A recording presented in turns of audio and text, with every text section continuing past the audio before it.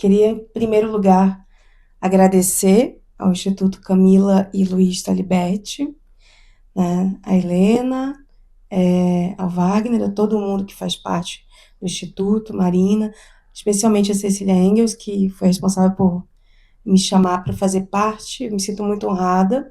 Acho que o Instituto tem uma missão muito importante e que importante também é entender, acho que a função do cinema no meio disso tudo, quanto que o cinema é capaz de provocar reflexão, né, acho que trazer luz a temas que são muito difíceis, muito árduos, muito áridos, como essa grande tragédia, que não é uma tragédia ambiental, sabemos bem disso, não só, né, mas provocada pela ação humana, né, e pela ação dessas empresas, da Vale, da Samarco, enfim.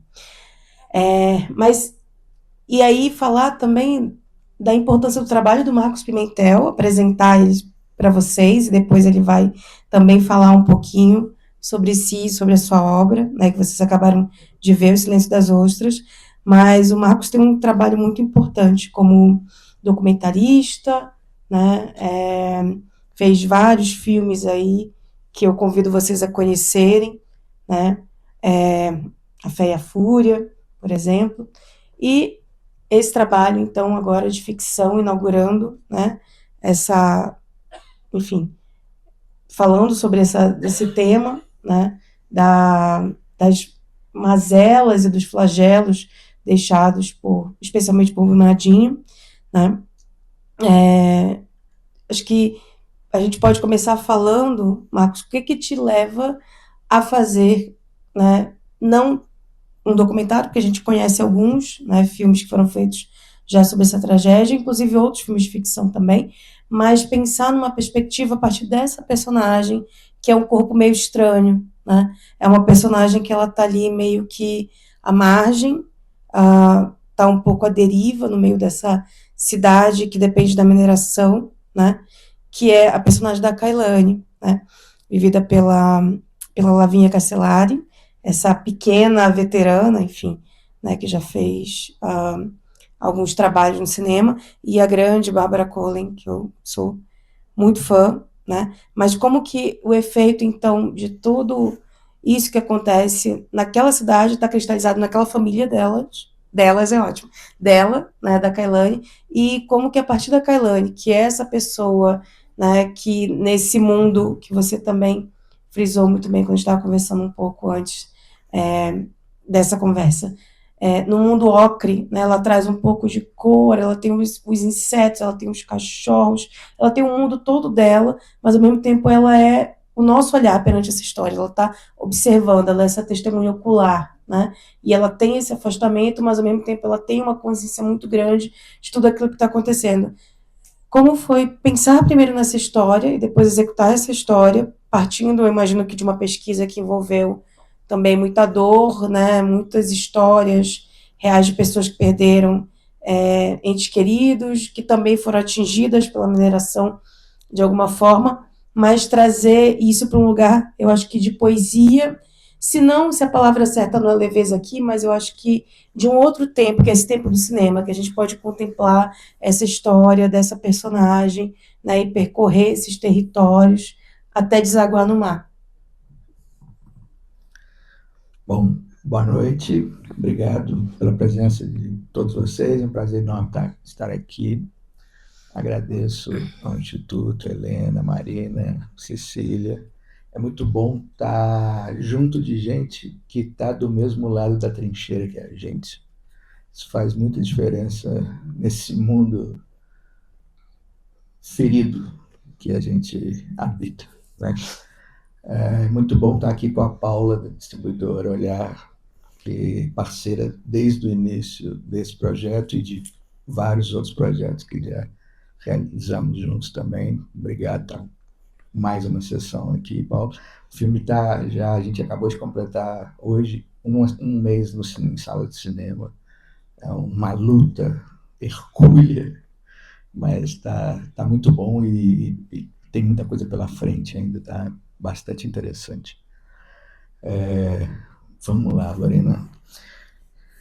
tudo isso começa, acho que da minha vontade, enquanto alguém que nasceu, escolheu viver e espera morrer em Minas Gerais, sempre senti uma necessidade de falar de mineração, de tocar, de construir uma história que tocasse nessa ferida do estado de Minas Gerais, que nos atravessa e que está ligado às atividades econômicas do Estado, ao nome do Estado, à história, né? Então, tudo gira em torno de mineração desde sempre. E eu sempre senti que era necessário. Enquanto documentarista, né, esse é meu primeiro longa de ficção, mas eu sou um documentarista de ofício e alma. Estou há 25 anos fazendo cinema documentário e sou completamente apaixonado pelo que faço. Mas o filme nasce da minha impossibilidade de fazer um documentário sobre isso.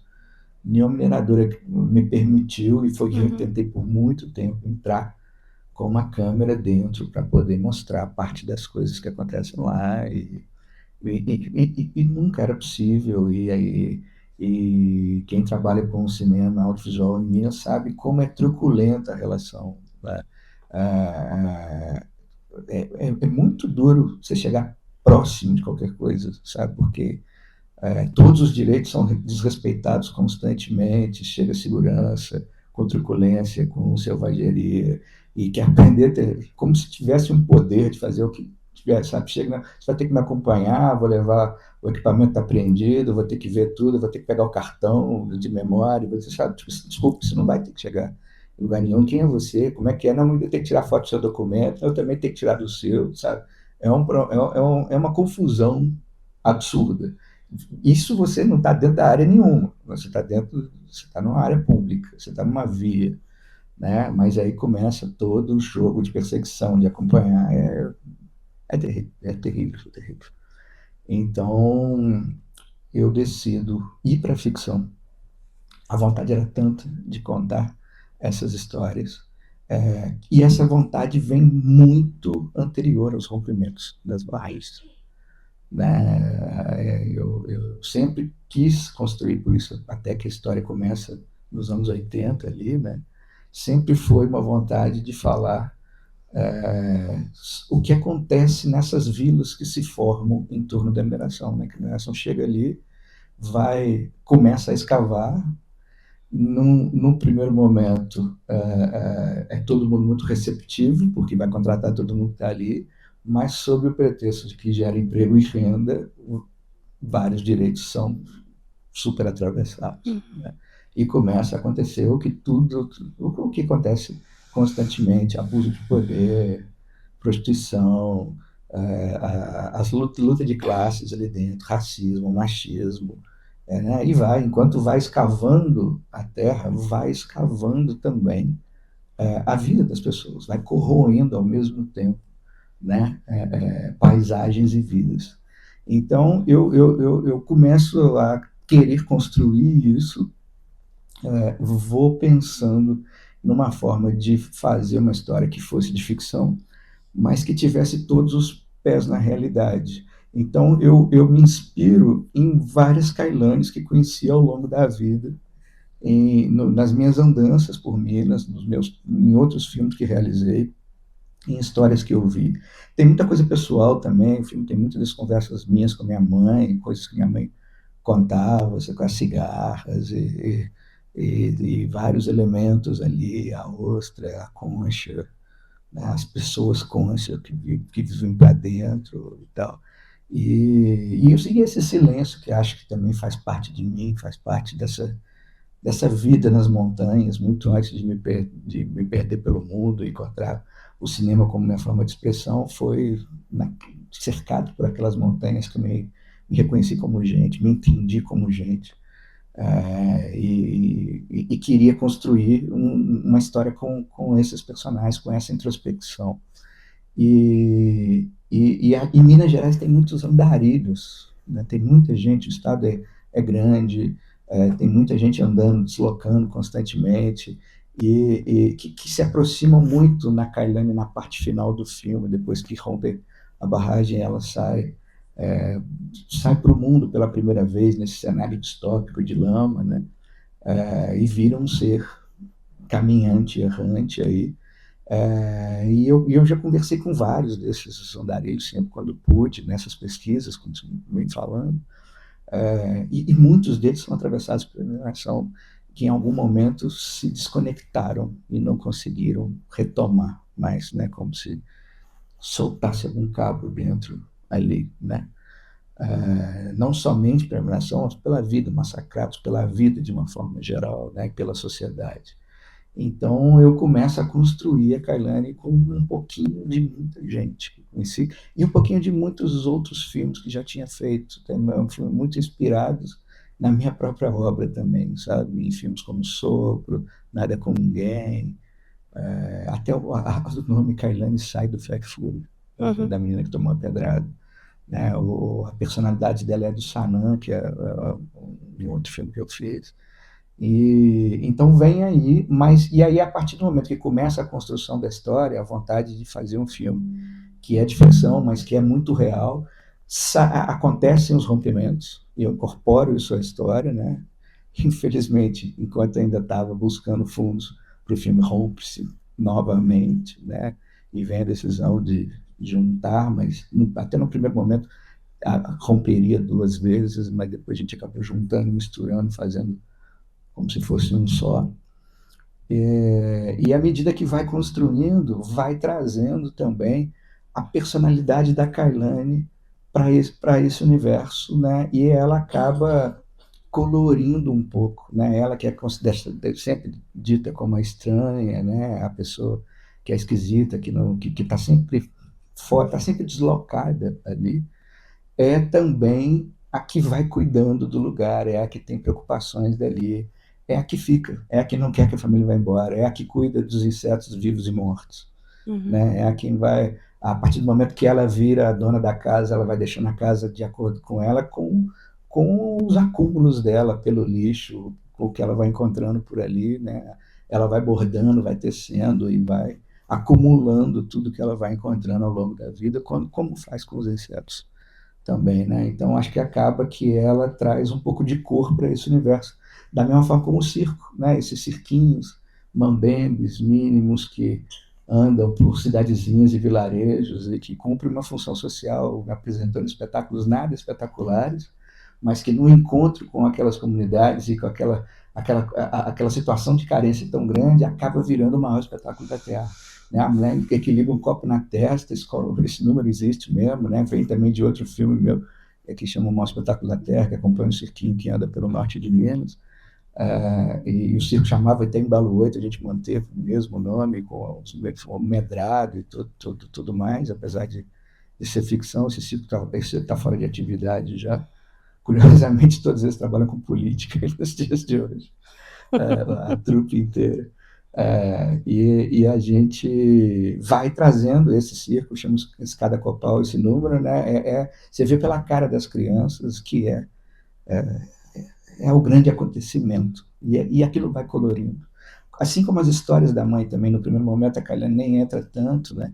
Mas ela vai fascinando, escutando os sonhos da mãe de ser cantora de axé, de cantar na praia, de Praça do Mar, né? Então, a Kailane, os insetos, os cachorros, o cirquinho, colorem um pouco aquele E eu universo. acho que uma coisa que fica muito perceptível, né, para a gente assistindo o filme é o quanto ele foi um processo longo e gestado com carinho. E eu te ouvindo falar, né, que realmente a realidade atravessou a ficção em alguns momentos, inclusive com relação a essa questão, enfim, do rompimento, né, das barragens, do Fundão, do Córrego do Feijão. Mas eu queria, essa vai ser a segunda e última pergunta que eu vou fazer, e depois eu queria abrir também para quem quiser, enfim, não precisa necessariamente ser uma pergunta, mas fazer uma colocação, enfim. Mas muito focando um pouco na questão da fotografia e do som do filme, que eu acho muito impressionantes, né? E esse filme já ganhou alguns prêmios, né? Como Marcos falou, ele estreou há um mês, mas ele já vem colecionando alguns prêmios desde o ano passado, quando ele estreou no Festival do Rio, né? Já passou por festival na Ucrânia, em Los Angeles, foi premiado, né, em Cuiabá, o mais recente, né? Prêmio de melhor filme, direção e foto, além de melhor atriz para Babi Colén. Mas essa família, né? Que é a família justamente da nossa personagem central, da Kailane, né? Que tem essa mãe, vivida pela Sinara Telles, que eu acho excelente, né? O pai também.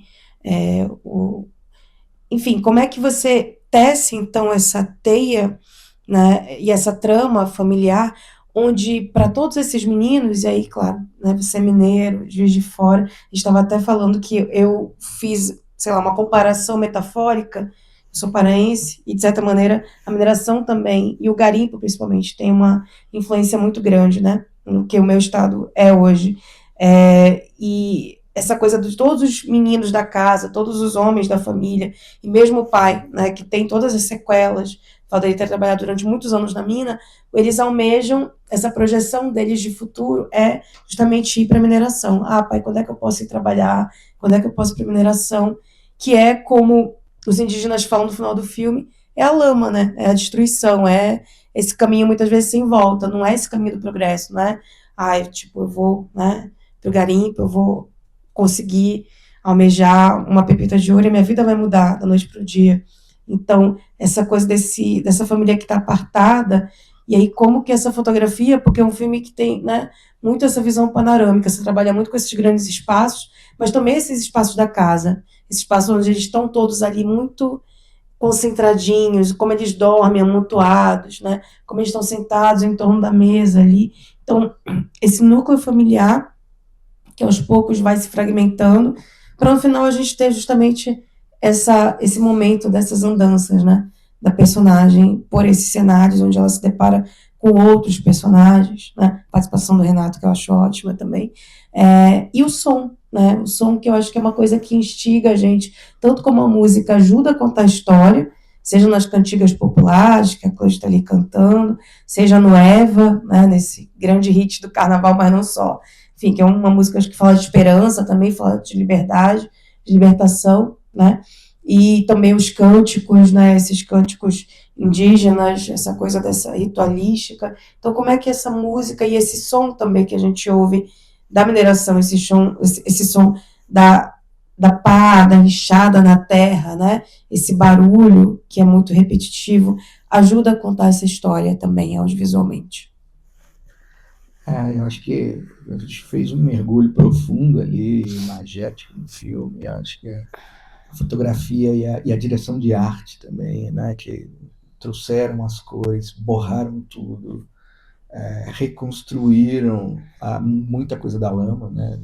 A gente filmou na rota, mas a natureza tem um poder de regeneração enorme, então a arte precisava intervir também, trazendo algumas outras camadas que já modificaram, ou pela própria natureza, ou porque foram maquiadas também pelas mineradoras, né, e que intervêm diretamente nessas regiões, e com plantas que não são dali, que vêm dos lugares mais estranhos do mundo, mas para dar uma maquiada e parecer que está tudo ok, sem estar, né? É típico. Tem muito a ver com os tapumes e as placas que eles colocam nas estradas para tentar interromper a visão, né? É horrível. Mas então a gente trouxe a fotografia em função da história, né? É uma coisa que sempre assim, me interessa muito, pensar em como filmar corpos por espaços, e sempre trabalhar essa questão da pequenez do homem diante, né, das pessoas, do humano diante da imensidão da paisagem. E que, no caso da mineração, ganha aquela proporção dessas coisas, de tudo corroído, né, de tudo devastado, né? E a gente vai trazendo isso como camadas para o filme. A parte da lama também, né, que é um cenário distópico completamente, né, apocalíptico ali, né? E vai trazendo isso tudo em função da construção narrativa. E o som, o tempo inteiro, a ideia era trabalhar a perspectiva sonora da Kailane como sendo alguém que tivesse um hiperfoco ali, né? Apesar de todo mundo falar, não entende nada, né? Ela é muito estranha e tal, mas ela tá entendendo mais que a média, ela está escutando e enxergando mais que a média. Então, tudo para ela vai soar mais os insetos, o carro de boi, o moinho, o vento, né? Ela vai percebendo sonoramente aquele lugar e, claro, as máquinas, né? Como aquilo vai chegando, aquilo vai martelando, é a sinfonia da destruição que está constante ali, né? E que junto com o moinho adquire uma melancolia, né? Até aquilo virar um vilarejo fantasma, até isso vem, né? Minas é lotado de vilarejos fantasmas, porque escava, escava, escava, acabou o ciclo, vão cavar em outro lugar, mas a vila fica e tem gente que não tem para onde ir, Exatamente. né? É a questão, né? E não é de fictício essa jogada de deixar a Kailane e depois volta, né? Tem uns relatos muito doidos que você escuta assim, fala assim, eu ia voltar para trás, depois que rompeu, tinha gente que estava separada, parada há muito tempo, falou assim, eu ia voltar, mas assim, acabou que não deu tempo. Esse não deu tempo são coisas de 15 anos, sabe? Mas eu estava preocupado em sobreviver antes, sabe?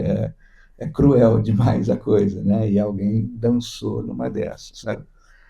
Então, a gente vai trazendo essa construção, vai trazendo sons indígenas também, né? Que estão presentes quase como um leitmotiv desde o início. Todos os sonhos, né? Os pesadelos que a Kailane vai tendo ao longo da vida, né? Sempre são pontuados por sonoridades que a gente coletou na aldeia ali, né? E vai trazendo isso para a história. E o Pequena Eva, que também foi. Sempre me chamou muita atenção a música, porque é uma música que a gente associa muito com felicidade, com alegria, né? No karaokê, todo mundo, a galera pira quando está no karaokê, né? Tem muita coisa de Ivete Sangalo, Banda Eva, né? O hino do carnaval na Bahia, né?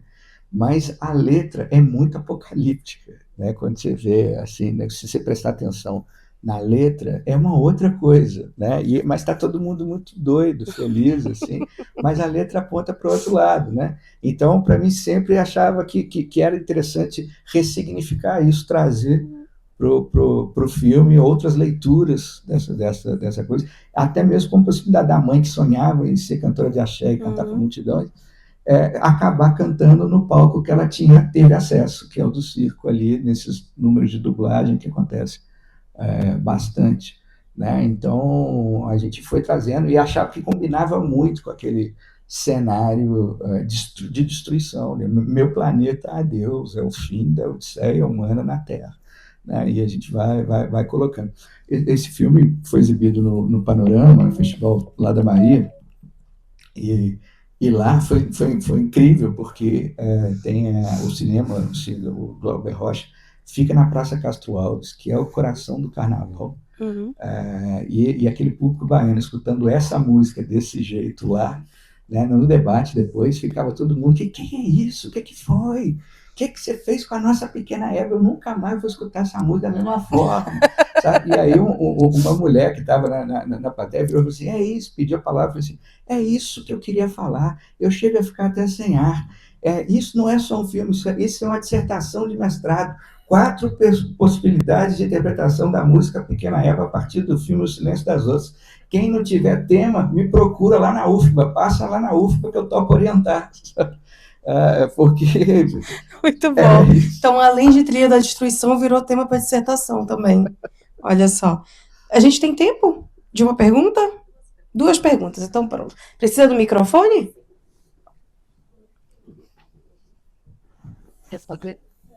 Muito boa essa da dissertação.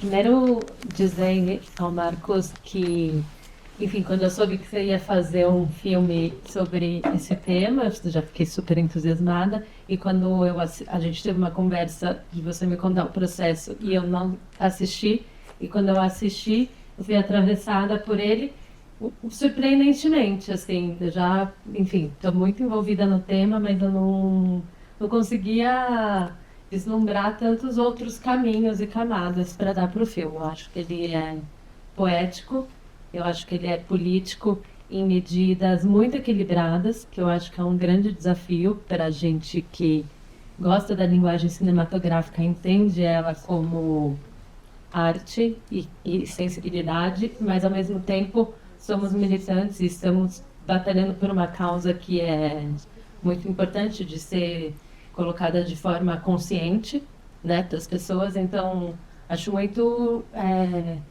bem equilibrado essas duas coisas no filme. Gosto muito dele. Faço a minha associação com a música é de que é uma odisseia na vida da Kailane. Para mim, a pequena Eva, quando a odisseia, tipo, é a odisseia, a gente se entra no mergulho de viver essa história ao longo de muitos anos com ela, e eu acho que isso é muito interessante. E não sei se quer juntar com outro comentário, mas a minha pergunta é saber como foi o seu trabalho de mistura com os atores profissionais, com os vários figurantes e atores naturais, que dá para entender no filme essa mistura, que você contasse um pouco, e também que atravessamentos você teve na produção do filme que fizeram, de fato, você incorporar coisas novas no roteiro, ou se você filmou exatamente o que você tinha se proposto. Beleza, Cecília. Olha, assim, eu acho que foi uma loucura fazer o filme, porque, assim, tem criança, tem adolescente, tem não ator, Cachorro. tem cachorro, tem inseto com atuação, né? Tem mãe tem mãe de criança, que é outra categoria à parte de você ter que lidar. Mãe de atriz mirim, é tipo mãe de Miss, é uma loucura, tá? Ter que dar conta também, né? Então, assim, foi bem duro. E os cachorros, assim, a gente acha. Aí, quando está a equipe toda, a gente assistindo, e a gente teve várias sessões deliciosas, é incrível, porque todo mundo gosta muito dos cachorros no filme, acredita muito nos cachorros ali, todo mundo fala assim, ah, como é que eles fizeram direito, como é que eles estavam ali? Mas, assim, foi um inferno filmar com esses cachorros, eles eram o caos, sabe? Eles não eram nada adestrados, é um milagre que a gente conseguiu levar para a tela, sabe? Porque eles não obedeciam nada do que a gente pagou uma grana para esses cachorros, para ter cachorros ali, mas eram cachorros que estão acostumados com publicidade, que tem outro tempo. É tudo, né? No máximo vai durar 30 segundos, que é o comercial, né? E os planos são todos picadinhos. Então, os cachorros estão acostumados com planos de 3, 4 segundos. E, né? E a gente tem planos eternos ali, né? E eles não obedeciam nada, eles não faziam. E aí ia trocando o dono. Uma loucura, um caos. Então, assim, foi bem difícil. Mas, ao mesmo tempo, foi muito prazeroso, porque estava todo mundo muito conectado com a coisa, né? A gente fez uma preparação muito séria com as duas Kailanes, né? Eu já tinha trabalhado com o Babi em outro projeto, esse é meu primeiro longa, mas eu fiz um especial de fim de ano para a Globo, uma parceria com a Globo Filmes, um especial de fim de ano da TV da Globo em Minas, um telefilme lá com a Bárbara, e a gente ficou muito próximo, deu muito certo, então por isso que eu convidei para o filme, e ela é uma atriz de águas profundas, ela mergulha muito, né? E eu falei com ela, eu fiz a Caminhada da Lama 2 vezes, aí quando eu contava para ela já estava naquilo, e depois ao longo do processo, era tudo tão intenso que ela falou assim, Marquinhos, a gente está acessando coisas aqui dentro que eu não sei se eu vou dar conta de esquecer depois, ou de, puxar, como é que vai ser isso, sabe? E não sabemos muito bem até hoje o que fazer com essas coisas. E aí foi entrando no trabalho com Lala, com a Lavínia também, era incrível ter que entender o tempo dela. É uma atriz super instintiva também, que chegava e que queria brincar, porque é criança e tal, e chega e está super dispersa, e de repente está valendo, baixa o santo e faz, sabe? Foi muito interessante. Com os insetos, eu acho que uma coisa também tem a ver com isso, é que a gente sempre esteve aberto para o que a realidade trazia. Então, que aí já tem até a ver com a sua segunda pergunta, mas que também no trabalho com os atores e as escolhas ali, a gente sempre teve essa abertura. Inclusive, assim, os insetos mais impactantes do filme, a gente tinha um monte de insetos, né? Uma coisa que eu queria desde o início era tudo inseto real mesmo, né? A gente tentou várias coisas, até aquela coisa que sai da boca mesmo, né? Como é que era, a gente testando nas nossas bocas para poder fazer.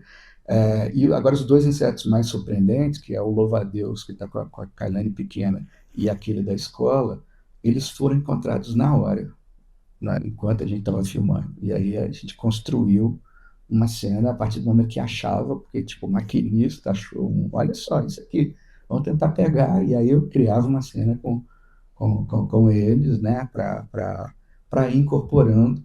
E aí eu acho que tem a ver também com isso de estar aberto para trazer outras coisas, por mais que o roteiro é meu também, como foi construído ao longo de muito tempo, desenvolvido ao longo de meses, anos, mas a gente foi filmar, eu sempre tive aberto a outros elementos. E uma coisa que transformou muito foi que, como a gente filmou na Rota da Lama, a gente também contratou muita gente que era atingido, muita gente que participou dos resgates. E isso tudo acho que traz outras camadas para o filme. Né? Um dos motoristas contratados tinha trabalhado como socorrista, e as conversas com ele me fizeram reescrever essa cena, que é onde ele encontra nessa coisa de procurar, de achar um pedaço, vem das conversas com ele. Uhum. Né? Ele vai trazendo isso para a gente. E uma coisa que é tão forte, o pai e o cara que é o Adir, e o Renato, que é o cara que está na lama, os dois são atingidos. Os dois receberam indenização, porque os dois moram em áreas, né? São atores, mas também sofreram as consequências disso.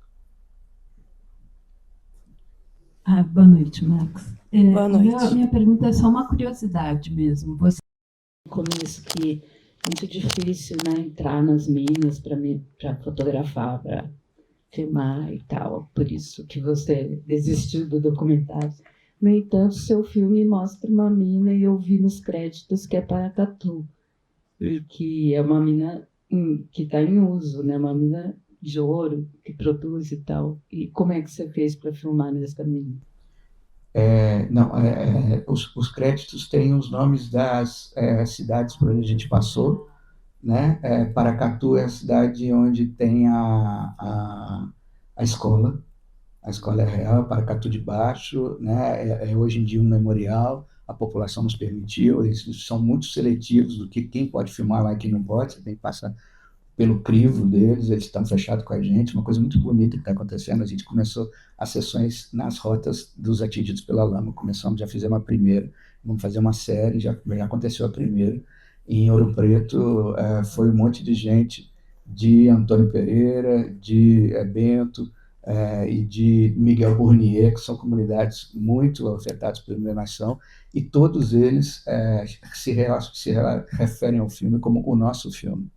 Né? Então, todos eles muito satisfeitos com o resultado, e falam assim, queremos que todo mundo assista o nosso filme, essa é a nossa história.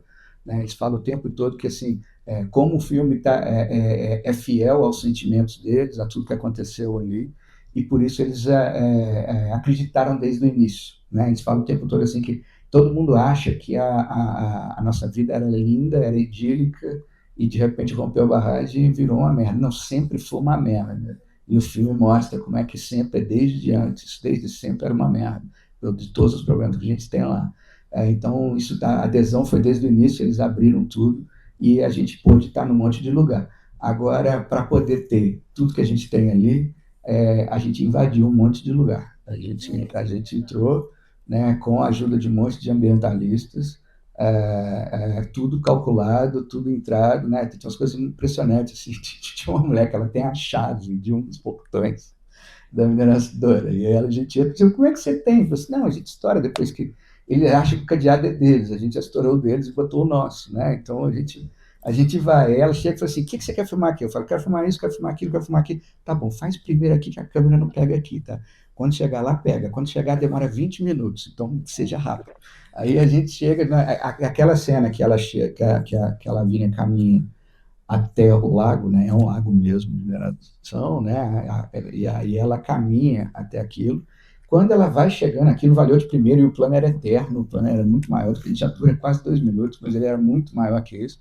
E aí, quando ela vai chegando perto, as fumaças da caminhonete já dava para ver chegando pelo outro lado, né? Quando para o movimento da câmera, todo mundo me olha naquela expectativa. E aí eu falei assim, valeu, foi de primeira, valeu na mesma hora, corre, e a ambientalista vai para cima de segurança, enquanto a gente sai para o outro lado, cata as coisas, né, e escapa por outro lado, porque a caminhonete dele não conseguia atravessar por ali, ele ia ter que dar uma volta. Ele chegou pelo lado errado. Né? E aí, com isso, a gente Que bom, conseguiu com fazer. emoção e com Sim, sorte. sim. Tem vários lugares a gente fez isso. Entrava, fazia antes que chegasse, porque é o jeito possível de fazer. Tem E que ter viva a guerrilha profundidade. também, né? E viva a profundidade de campo, porque eu não vi essa fumaça. Não do dá carro de não, longe. era mais para o alto. A gente está apontando para baixo, era no alto lá em cima. Então, a minha curiosidade é essa questão mesmo de filmar nesses locais aonde a gente sabe que o acesso é impossível, né?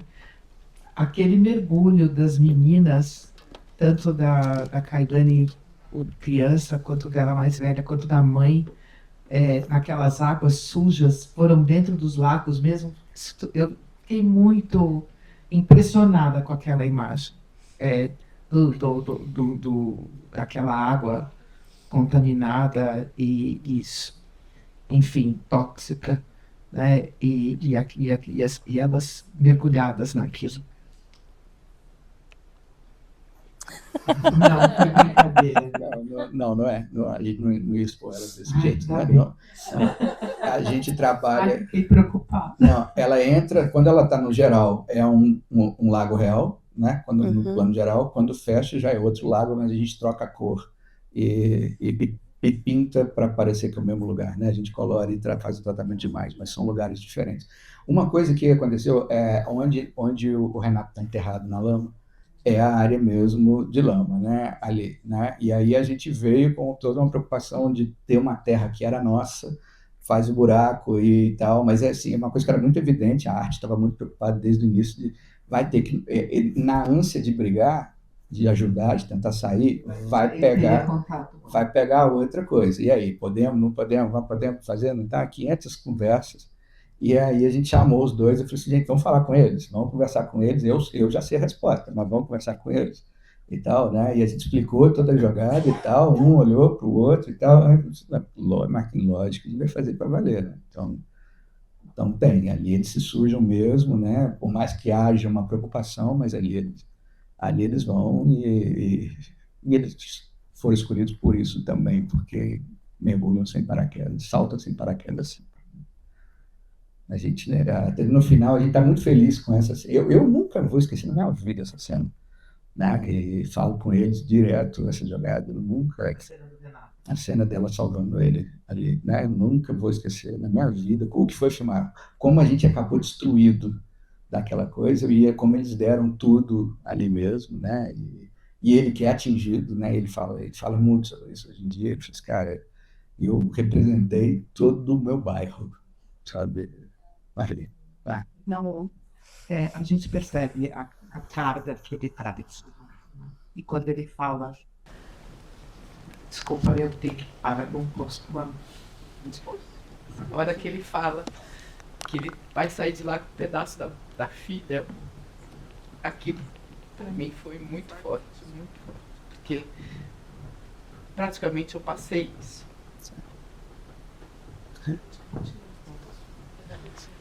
Desculpa. É terrível, e agora é por isso que eu acho que eu adoraria não precisar ter feito esse filme. Verdade. Mas não tinha como não fazer. A gente precisa falar sobre essas coisas, né? O tempo todo a gente conversa muito na construção da Kailane também, como é que era, porque a gente sabia que se é ela que colore, ela que sofre tanto, não podia estar chorando o tempo todo. Né? Ela não podia chorar em todas as cenas, até mesmo para que quando chorasse fosse uma catarse, né? Mas era para a gente muito louco filmar sangrado por dentro o tempo todo, né? O dia da escola também derrubou a gente completamente, assim, sabe? Eu já tinha entrado várias vezes na escola, né? Na pesquisa, na conversa, na pré-produção, na liberação, na negociação para a liberação com a comunidade, né?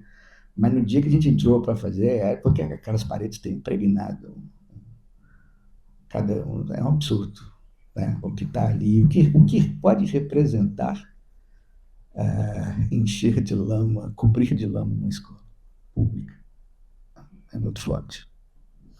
Por isso que a gente precisava fazer o filme para que não esqueçam, para que essas coisas não se repitam, né? A campanha que a Olhar está fazendo, que eu acho que é super assertiva, não foi ficção. Principalmente para que a morte deles não tenha sido em vão. Esse seu filme traz isso para mim. A gente sabe que não foi em vão. Com certeza não, e acho que a gente tem também o nosso trabalho de sementinho com vocês, para que a gente convide as pessoas a repensar a forma como a gente explora os recursos naturais, né? Para que a gente repense o que a gente está fazendo com a nossa casa, que é o planeta. Né? E não é um tema que diz respeito somente a vocês que são familiares de quem perdeu ou a eu que habito esses casos, né? Afeta a vida de todos nós. Por isso que a gente precisa falar dessas coisas, né? E que bom que a gente se encontra, porque estamos do mesmo lado da trincheira. O filme está à disposição de vocês para qualquer ação que vocês desejem realizar. Muito obrigado mesmo.